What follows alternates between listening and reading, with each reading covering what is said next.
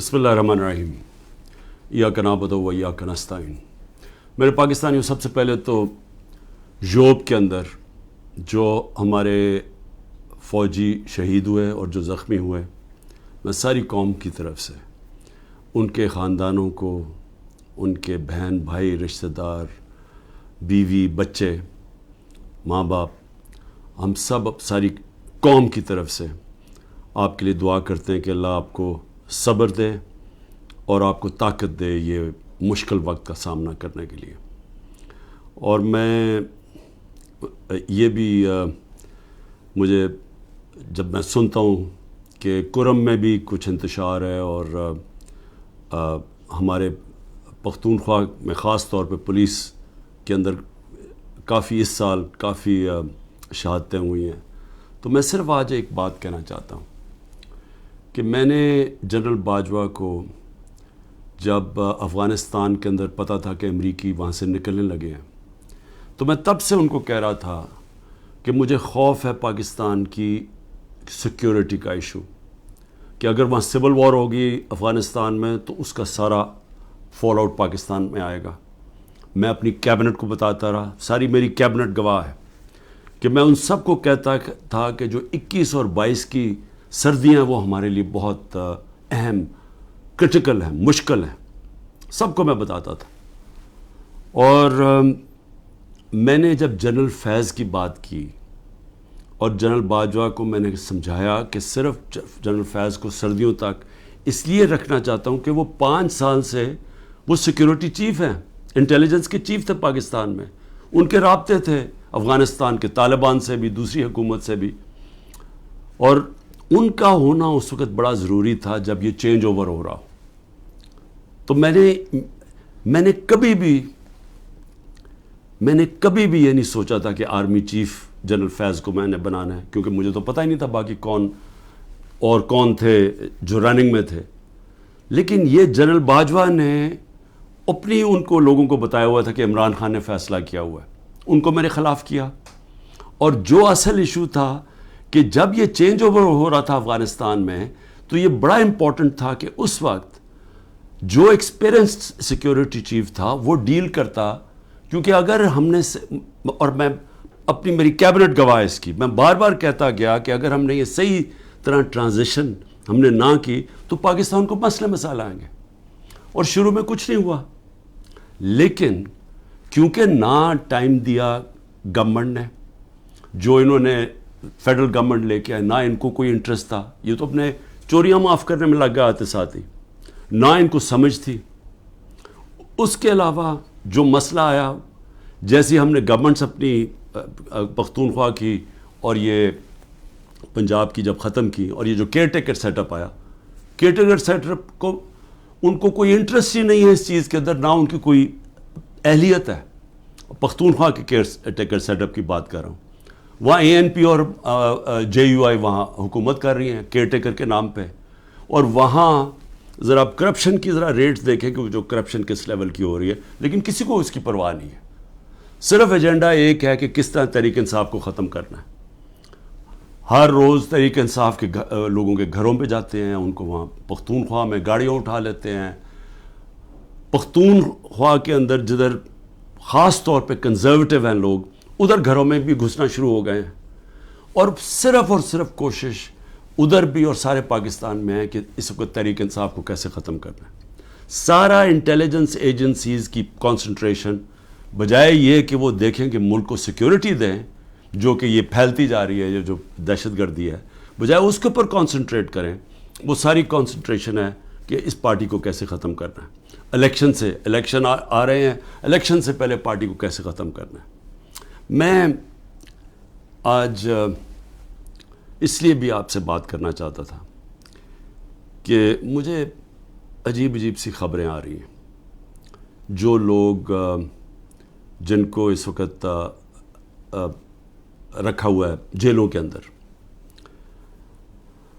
اب کیا کوشش کی جا رہی ہے، اپروورز ڈھونڈے جا رہے ہیں۔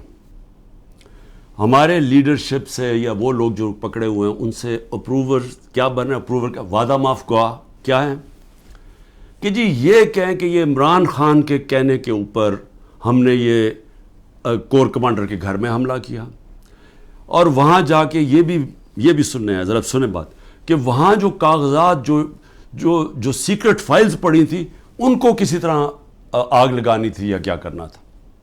یہ عمران خان کہہ رہا ہے کہ فوجی انسٹالیشنز کے اوپر اٹیک کرو، اور ادھر پھر کوئی سیکرٹ فائلز، یہ بھی کہیں 164 کے بیان لکھوانے کی کوشش ہو رہی ہے ان لوگوں سے، میجسٹریٹ کے سامنے جا کے کہے کہ جی عمران خان نے مجھے بھیجا تھا وہاں، اور آگ بھی لگانے کو، اور پھر وہ کوئی فائلیں بھی جلانے کو۔ اب میں جو یہ کرنے کی کوشش کر رہے ہیں، میرا آپ سے سوال ہے، پہلی چیز کہ کیا یہ پبلک مان جائے گی اس کو کہ عمران خان چاہے گا کہ فوجی نہتے شہریوں سے فوج کے اوپر اٹیک کروائے گا عمران خان؟ یا تو چلیں یہ کہنا بغاوت کا مطلب ہوتا ہے کہ بندوقوں سے اٹیک ہوتا ہے، سول وار میں دونوں طرف بندوقیں ہوتی ہیں، آپ سول وار کی بات کر رہے ہیں نا، بغاوت کی اپنی فوج کے خلاف اگر عمران خان کرے گا تو وہ کوئی عورتیں جن کو پکڑا ہوا ہے، کیا وہ عورتیں جائیں گی وہاں، اور وہاں نوجوان جائیں گے جن کے پاس کوئی ہتھیار نہیں ہوں گے، وہ جا کے اٹیک کریں گے فوج کو؟ کوئی یہ عقل ہے؟ یہ کیا یہ لوگ مان لیں گے یہ؟ اور پھر بیان یہ دے رہے ہیں کہ کوئی کاغذات وہاں، کوئی میں نے ملک کی سیکرٹس کے اوپر کوئی کچھ کرنا تھا، یعنی میں نے کوئی ان کی سیکرٹ فائلز کوئی جلانی تھی یا کیا کرنی تھی۔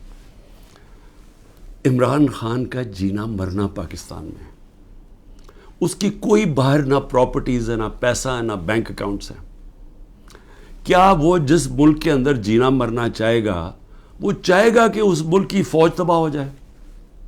اور جب کہ اس کو پتہ ہے کہ ساتھ والا جو ہمارا ہمسایہ ہے، اس کے اندر جو RSS کی آئیڈیالوجی ہے، جو ان کا نظریہ ہے، وہ پاکستان کو تسلیم ہی نہیں کرتے، وہ جو مسلمانوں پہ ظلم کر رہے ہیں وہاں ہندوستان میں، تو ان کی تو پوری آئیڈیالوجی ہے اس چیز پہ، وہ تو پیچھے دیکھتے ہیں کہ جب سے مسلمان آئے ہماری ہندوستان کی تباہی ہوئی ہے، وہ تو ہمیں سارا ذمہ دار، ہر بری چیز کا ذمہ دار وہ مسلمانوں کو اور پھر پاکستانی کو ٹھہراتے ہیں۔ تو کیا عمران خان جو ایک آزاد انسان ہے، وہ چاہے گا کہ اپنی فوج کمزور ہو جائے؟ اور فوج کمزور ہونے کا مطلب کہ ملک پھر ٹوٹ جائے، کیونکہ اتنا بڑا جو ہمارا ہمسایہ جو مضبوط ہوتا جا رہا ہے، تو ان کے تو آپ تھنک ٹینکس میں دیکھیں، ان کے تو تھنک ٹینک کہتے ہیں کہ پاکستان کو 3 حصے میں کر دو۔ سو پہلے تو یہ جو 164 کا بیان ہے، یہ اگر لکھوا بھی لیں گے لوگوں سے، کیا یہ قوم مان جائے گی؟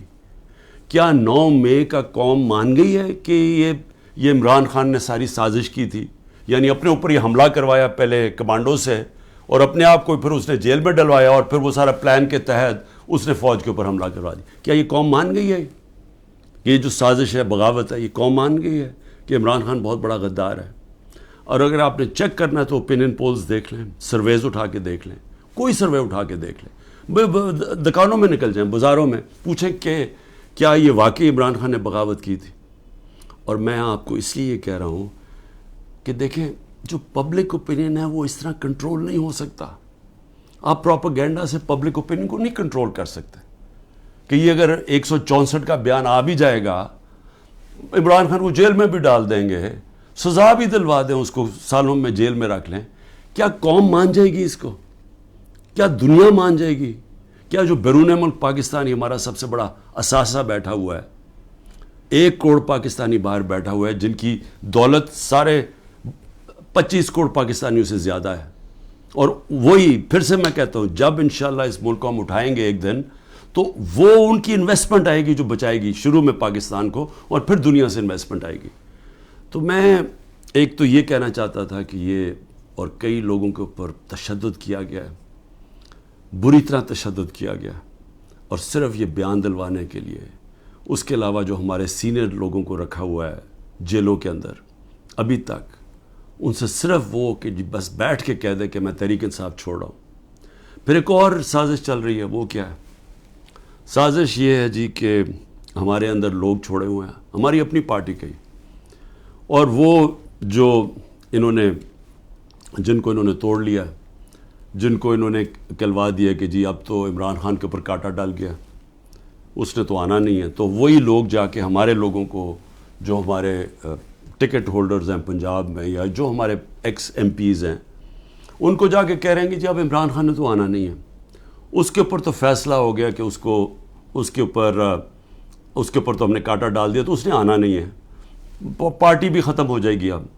تو اس لیے بہتر یہ ہے کہ آپ ایک اور کسی، یا یہ جو پی ڈی ایم کی پارٹیز میں چلے جائیں، یا جو بھی ہم نے نئی کوئی پارٹی بنائی اس کے ساتھ چلے جائیں.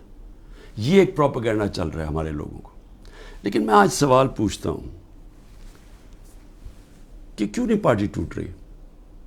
کیوں نہیں وہ لوگ جن کے گھروں پہ حملے ہو رہے ہیں، ان کے بیوی بچوں کے اوپر حملے، ان کو بھی نہیں بخش رہے، ان کے بہنیں، ان کے رشتہ دار، ان کے بزنسز، ان کو نہیں بخشا جا رہا؟ وہ ہو رہا ہے پاکستان میں جو میں کبھی بھی نہیں سوچتا تھا کہ ہماری ملک میں ہو سکتا ہے. نہ کوئی ہماری روایتوں کی کوئی فکر کرتا ہے، نہ جو ہمارا دین، جو نبی صلی اللہ علیہ وسلم کی سنت تھی، حکم دیتے تھے کہ جنگ پہ جاؤ تو عورتیں بچے بوڑھوں کو، آپ نے دشمنوں کے عورتیں بچے بوڑھوں کو ہاتھ نہیں لگانا. یہاں نہ بوڑھے دیکھے جاتے ہیں، ماں باپ نہ دیکھے جاتے ہیں، نہ بچے دیکھے جاتے ہیں، نہ عورتیں. میری بہن، میری 3 بہنیں، ان تینوں کے کچھ نہ کچھ ان کے اوپر، ایک بہن کے اوپر کرپشن کیسز ڈالے ہوئے ہیں، دوسرے کے بیٹے کے اوپر FIR کاٹ دیے ہیں، ایک کے اوپر ایک کا بیٹا باہر چلا گیا ہے، پاکستان سے باہر چلا گیا. تو ان سب کے اوپر کوئی نہ کوئی کیسز چل رہے ہیں، بیوی کے اوپر کیسز چل رہے ہیں. یہ کب تھا مجھے بتائیں کہ ہماری پولیٹکس میں یہ کب ہم اتنے نیچے گرے تھے؟ ہاں تھے، یہ نواز شریف کی خاص طور پہ، یہ شریف خاندان کا تھا کہ گھر کی عورتوں کے اوپر ہمیشہ اٹیک کرتے تھے. بے نظیر کی اور اس کی والدہ کی تصویریں انہوں نے لاہور کے اوپر نیچے پھینکی، گندی تصویریں. انہوں نے وہ جو ویڈیو ٹیپس، مریم ماہر ہے ٹیپس کے اوپر، وہ ٹیپس بنا لیتے ہیں، بلیک میل کرتے ہیں. یہ تو تھا ان کی روایت پرانی. لیکن یہ ہماری اس قوم کے اندر، ہمارے کبھی بھی ویلیو سسٹم میں اس طرح ہم کبھی بھی نہیں گرے تھے. اس کے علاوہ لوگوں کو اغوا کیا ہوا ہے. اور میں یہ ذرا بتا دوں کہ ہمارا اظہر ماشوانی، ہمارے سوشل میڈیا کا، اس کا بھائی کو 2 مہینے سے اٹھایا ہوا ہے. ہمارا جو علی اوان ہے، ہمارے اسلام آباد سے جو MN ہے، ان کے بھائی کو، وہ ایک پروفیشنل ہے، اس کا تعلق ہی کوئی پارٹی سے نہیں ہے، اس کو اغوا کر کے لے گئے. شہزاد اکبر جو انگلینڈ گیا ہوا ہے، اس کے بھائی جو کہ نارمل نہیں ہے، اب نارمل ہے اس کا بھائی، اس کو اٹھا کے لے گئے، وہ غائب کیا ہوا ہے. یہ سب غائب کیے ہوئے ہیں. جب عدالت میں جاتے کہتی تھی پیش کرو، پولیس کہتی جو ہمیں پتہ ہی نہیں کدھر گئے. اعظم خان جو میرے پرنسپل سیکرٹری تھے، ان کو اٹھا کے غائب کر دیا ہے. اور کوشش کیا ہو رہی ہے اس کو اپروور بنانے کی، جی عمران خان کے خلاف کوئی سٹیٹمنٹ دیں کہیں نہ. تو شہزاد اکبر جو انگلینڈ میں بیٹھا، اس کو میسیجز آ رہی ہیں ہم سب کچھ چھوڑ دیں گے اگر تم عمران خان کے خلاف اپروور بن جاؤ کہ اس کے خلاف کوئی سٹیٹمنٹ دے دو. اور عمران ریاض، اب اس کا کیا تعلق تھا 9 مئی کے ساتھ؟ وہ غائب کیا ہوا ہے. اس کو بھی عدالت کہہ رہی ہے اس کو بلاؤ، وہ بھی نہیں آ رہا. یعنی کب پاکستان میں ایسے ہوا تھا؟ کون سے ایک ملک جو کہتا ہے، ابھی بھی ہم کہتے ہیں ہم جمہوریت ہیں، کس ملک کے اندر اس طرح کی نہ عدالتوں کی سنی جاتی ہے، نہ لوگوں کے فنڈامنٹل رائٹس کی کسی کو کوئی پرواہ ہے؟ جو مرضی طاقتور جو فیصلہ کرتا ہے، جو وہ سمجھتا ہے وہ کرنا چاہے وہ کر سکتا ہے. تو میرا سوال یہ ہے کہ جو بھی طاقت میں بیٹھے ہوئے ہیں، جو یہ سب کچھ کروا رہے ہیں، میں آپ سے ایک سوال پوچھتا ہوں کہ کبھی آپ نے سوچا ہے کہ اتنا زیادہ کسی کے ایک پارٹی کے اوپر آپ زور لگائیں اور ظلم کریں اور وہ پھر پارٹی نہ ٹوٹے؟ پنجاب کے اندر کتنے ٹکٹ ہولڈرز توڑ لیے ابھی تک؟ 297 ہیں ٹکٹ ہولڈرز، ان میں سے 40-50 توڑے ہیں. باقی کیوں نہیں ٹوٹ رہے؟ سب گھروں میں سے نکلے ہوئے ہیں، انہوں نے اپنی فیملیز کو گھروں سے نکال دیا ہے، سب چھپے ہوئے ہیں، بزنسز ان کی بند ہے، وہ ٹوٹ کیوں نہیں رہے؟ سوال پوچھا اپنے آپ سے کہ اتنا ہی زور لگایا، ابھی پختونخوا کے اندر پوری کوشش ہو رہی ہے، کیوں نہیں ٹوٹ رہے؟ وہ اس لیے نہیں ٹوٹ رہے. اور میں بڑے ادب سے اپنے پاور بروکرز کو کہنا چاہتا ہوں کہ بڑا غور سے میری بات سنیں. میں 27 سال سے پولیٹکس میں ہوں، 0 سے پارٹی شروع کی. کوئی میری پولیٹیکل بیک گراؤنڈ نہیں تھی، میرے کوئی والد یا میرے وہ نانا دادا کوئی پولیٹکس میں نہیں تھے. میں نے زیرو سے شروع کیا اور آہستہ آہستہ پبلک کو اپنے ساتھ جوڑا، جو بڑی دیر لگی، اور آہستہ آہستہ آہستہ آہستہ پارٹی بنائی. کسی نے اس طرح کی پارٹی نہیں بنائی. ذوالفقار علی بھٹو پہلے 8 سال ایک ملٹری ڈکٹیٹر کے منسٹر رہے تھے، اور پھر رائٹ لیفٹ کی سیاست تھی، ساری پولیٹکس ختم کر دی تھی. ایوب خان نے ایبڈو لگا دیا تھا، سارے پولیٹیکل پارٹیز بین کر دیا تھا. اس کے اندر ذوالفقار علی بھٹو نے پھر پیپلز پارٹی بنائی، اور ان کو بھی 4 سال لگے اور وہ پھر پاور میں آ گئے. اور اس کے علاوہ باقی کسی کا باپ پارٹی تھا، کسی کا دادا تھا، کسی کا نانا تھا. ایک نواز شریف نے وہ کس طرح پارٹی بنائی. جنرل ضیاء نے فیصلہ کیا، جنرل جیلانی نے ریکویسٹ کی کہ جی یہ بڑا اچھا بچہ ہے، اس کو لے آئیں. والد صاحب نے کہا کہ جی اور کسی کام کا نہیں تو چلو اس کو پالیٹکس میں ڈال دو. وہ پالیٹکس میں آ گیا. اس کو مینوفیکچر کیا گیا. جی ایچ کیو کے اندر نواز شریف مینوفیکچر ہوا. ایک ٹیسٹ ٹیوب بیبی پیدا کی گئی پالیٹکس میں. وہ اس طرح پالیٹکس میں آیا تھا. تو تجربہ، میں صرف یہ کہہ رہا ہوں کہ جس آدمی نے زیرو سے پارٹی شروع کر کے 2 پارٹی سسٹم بریک کر کے آج اللہ کا کرم ہے سب سے بڑی پارٹی ہے پاکستان میں، تو کم از کم میرے ویوز ہی سن لیں. کیونکہ یہ جو بھی آپ حربے استعمال کر رہے ہیں یہ آپ کامیاب نہیں ہونے لگے. یہ آپ ملک کی تباہی کریں گے لیکن آپ کامیاب نہیں ہوں گے. کیونکہ دیکھیں، جب ایک آئیڈیا، اور یہ پالیٹکس یہ 90 کی دہائی کی پالیٹکس نہیں ہے. 90 کی دہائی میں پالیٹکس کیا تھا؟ الیکٹیبلز تھے. اسٹیبلشمنٹ انہوں نے ایک طرف ایک پارٹی کا ساتھ دیتی تھی، الیکٹیبلز تھوڑے ادھر چلے جاتے تو وہ پارٹی جیت جاتی تھی. یہ تھی 90 کی دہائی کی پالیٹکس. اور پھر یہی آگے جب جنرل مشرف نے کیا کیا، پہلے 2/3 اکثریت والی نون لیگ، ان کو کوئی تشدد نہیں کیا گیا. ان کو کسی صوبے دار کا بھی ٹیلی فون آتا تھا نا تو وہ سیدھا کاف لیگ پہ چلے جاتے تھے. کوئی مشکل نہیں تھی، کوئی بزنسز نہیں بند ہوئی، کوئی جیلوں میں نہیں ڈالا. ساری کی ساری نون لیگ کاف لیگ پہ چلی گئی. اور اگر وہ جو باقی، میں پھر سے کہتا ہوں، جو بچے ہوئے تھے نون لیگ والے، اگر ان کے اوپر 5% بھی وہ تشدد کرتے جو ہمارے پہ ہو رہا ہے، انہوں نے بھی کاف لیگ میں چلے جانا تھا. تو وہ پالیٹکس، وہ زمانہ چلا گیا ہے. یہ اب پالیٹکس ہے 1970 کی پالیٹکس. یہ آ گئی ہے نظریے کی پالیٹکس. 1970 کے بعد پاکستان میں نظریہ ختم کیا گیا تھا. جنرل ضیاء الحق نے نان پارٹی بیس الیکشن کروا کے نظریہ ختم کر دیا تھا. وہ جو 1970 کے اندر جو نظریاتی پالیٹکس تھی، اس نے سارے پرانے پولیٹیکل ہاؤسز کو اڑا دیا. ویسٹ پاکستان میں ذوالفقار علی بھٹو نے، اور ایسٹ پاکستان میں مجیب الرحمان نے. صرف نظریہ جیتا تھا. یہ آ گئی ہے نظریاتی پالیٹکس. یہ جو ہمارے لوگ ہیں وہ اتنی مشکلات کے بغیر کیوں نہیں چھوڑ رہے؟ کہ ان کو پتہ ہے کہ جب وہ چھوڑیں گے ان کی پالیٹکس ختم ہو جائے گی. ان کو پتہ ہے کہ ووٹر جو نیچے بیٹھا ہوا ہے، وہ ووٹر کہہ رہا ہے کہ اگر آپ نے تحریک انصاف کے ٹکٹ کے اوپر نہ لڑے ہم آپ کو ووٹ نہیں دیں گے.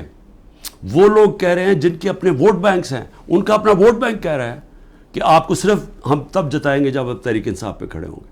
تو قوم کے دل تو اللہ کے ہاتھ میں ہے. اللہ جب لوگوں کے دل بدل دیتا ہے تو انگریزی میں پھر فریز آ جاتا ہے کہ an idea whose time has come. No number of armies can destroy an idea whose time has come. جتنی مرضی فوجیں ہوں، وہ جب ایک نظریے کا وقت جو اللہ ڈالتا ہے دلوں میں، جب وہ آ جاتا ہے آپ کچھ نہیں کر سکتے. آپ جو بھی کریں گے وہ بیک فائر کرے گا. 14 مہینے سے کوشش کیا جا رہا ہے کہ نظریہ کو ختم کرنے کا، اور 14 مہینے سے کوئی سروے کروا لیں، آپ کو بار بار ایک ہی رزلٹ آئے گا کہ لوگ اور زیادہ تحریک انصاف کے ساتھ آ گئے. اس لیے میری ریکویسٹ یہ ہے کہ یہ پولیٹیکل انجینئر سے ملک کو تباہ کر رہے ہیں. اس وقت ضرورت ملک کو پولیٹیکل سٹیبلٹی کی ہے. پولیٹیکل انجینئرنگ کے جی سارے بندر بانٹ کر دو، یہ چھوٹے چھوٹوں کو کسی کو یہ دے دو اور سیٹیں بانٹ دو پارٹیز کے بیچ میں تھوڑی تھوڑی، اور اپنے بھی لوگوں کو، اور پھر الیکشن کمیشن کے ساتھ دھاندلی کر کے جتا دو. یہ ملک کو ڈی سٹیبلائز کرے گا، یہ سٹیبلٹی نہیں لے کے آئے گا. اس میں بجائے سیاسی استحکام آنے پہ، جس کی وجہ سے معاشی طور پہ استحکام آئے گا، یہ الٹا ہو جائے گا. اس سے ملک تباہی کی طرف جا رہا ہے. اور میں وہ پاکستانی ہوں، پھر سے میں ریپیٹ کرتا ہوں، میں نے یہ ملک کے چھوڑ کے نہیں جانا. میں نے اس ملک کے ساتھ یا اوپر جاؤں گا یا نیچے جاؤں گا. میں وہ پاکستانی آپ کو ایک ملک کی خاطر کہہ رہا ہوں کہ یہ راستہ نہ پکڑیں جس طرف ہم جا رہے ہیں. یہ ظلم نہ کریں. اس کا کوئی فائدہ نہیں ہونے لگا سوائے ملک کو نقصان ہونے لگا. اور یہ اگر خیال ہے اب تک آپ کا کہ میں اس پریشر میں آ جاؤں گا، یہ جو 180 کیسز ہیں 200 کر دیں، کیسز جیل میں ڈال دیں، ڈسکوالیفائی کر دیں، اس سے مجھے کوئی فرق نہیں پڑے گا. کیونکہ میں نے تو جو بھی ہوگا میں تو اپنے نظریے کے ساتھ کھڑا ہوں. لیکن یہ انجینئرنگ سے ملک کو وہ نقصان ہوگا جو ہماری معیشت کوئی بھی نہیں سنبھال سکے گا، اور وہ سب کے ہاتھ سے نکل جائے گی. تو ابھی بھی میں آخر میں یہ کہنا چاہتا ہوں کہ اگر یہ کہا جا رہا ہے جی کہ لیول پلینگ فیلڈ تب ہوگی جب نواز شریف آ جائے گا، تو ساروں کی تو کرپشن کیسز ختم کر دیے ہیں، تو رہ کیا گیا اب؟ تو اس کو بلا لیں واپس. وہ کیوں نہیں آ رہا پاکستان؟ چوری کر کے جیل کی سزا، جیل کی 10 سال کی سزا ملی ہوئی ہے، وہ اپنی کہتا ہے جی میری طبیعت نہیں ٹھیک، میں نے مر جانا ہے اگر مجھے برطانیہ نہ بھیجا. اس کو باہر بھیج دیا. یہ پرائم منسٹر نے عدالت میں ایفیڈیوٹ دیا اور ابھی تک کوئی ایکشن نہیں لیا. اور وہ وہاں بیٹھا ہوا اور وہاں جا کے پالیٹکس کر رہا ہے اور آرام سے زندگی انجوائے کر رہا ہے. انتظار کر رہا ہے کہ جب تک عمران خان جیل میں نہیں جاتا، پی ٹی آئی ختم نہیں ہوتی، وہ آتا نہیں. میں کہتا ہوں اس کو واپس بلا لیں، کیونکہ معاف تو ساروں کو کر ہی دیا ہے، اب تو کوئی کرپشن ایشو ہی نہیں گیا. اور میں صرف یہ کہتا ہوں کہ صرف یہ میرا ایک چیلنج ہے کہ جس حلقے سے بھی وہ کھڑا ہوگا میں اس حلقے سے کھڑا ہوتا ہوں. اور میں کوئی کیمپین بھی نہیں کروں گا. یہ ڈر ہے نا کہ عمران کو جیل میں ڈال دو، میں کیمپین بھی نہیں کرتا. لیکن میں آج آپ کو پاکستان کی عوام کی فیلنگ بتا رہا ہوں کہ یہ ملک بدل چکا ہے. یہ ملک کبھی بھی اس طرح کے لوگوں کو اب ووٹ نہیں دے گا. قوم کو سوشل میڈیا نے بدل دیا ہے. بچے کے اندر شعور آ گیا ہے. وہ چلے گئے دن جب جس کے اوپر شفقت کا ہاتھ اسٹیبلشمنٹ کا آتا تھا وہ جیت جاتا تھا. یہ آپ کو پچھلی جولائی کے اندر جب پنجاب کے الیکشنز ہوئے پتہ چل جانا چاہیے تھا کہ لوگوں کی موڈ کدھر جا رہی ہے. وہ اگر جولائی میں پورے جو اسٹیبلشمنٹ کی پوری مدد کیے بغیر کے ساتھ، اس کے باوجود الیکشن کمیشن کی پوری مدد، اگر اس کے باوجود ہار گئے تو اب کیا ہوگا ان کے ساتھ؟ تو اس لیے ان لوگوں کو جو اپنی اب سیاسی موت دیکھ رہے ہیں اور جو اسٹیبلشمنٹ کے پیچھے چھپ رہے ہیں، جن کو کوئی فکر نہیں ہے کہ ملک کو کیا ہوتا ہے، کیونکہ ان کے پیسے باہر پڑے ہیں، ان کے تو ڈالرز میں پیسے پڑے ہوئے ہیں، ان کو تو فرق نہیں پڑنا. تو یہ آڑ لے کے بیٹھے ہوئے ہیں کہ ہمیں اسٹیبلشمنٹ کسی طرح پی ٹی آئی کو ختم کرے تاکہ جناب یہ ان کے پھر جو 30 سال سے پیسہ کھا رہے ہیں ملک کا اور باہر بھیج رہے ہیں، یہ اپنے وہ دھندے پہ لگ جائیں. یہ ان کی ہے. لیکن جن لوگوں کا جینا مرنا پاکستان میں ہے ان کو تو سوچنا چاہیے کہ یہ تباہی کی طرف ملک کو نہ لے کے جائیں. پاکستان زندہ باد.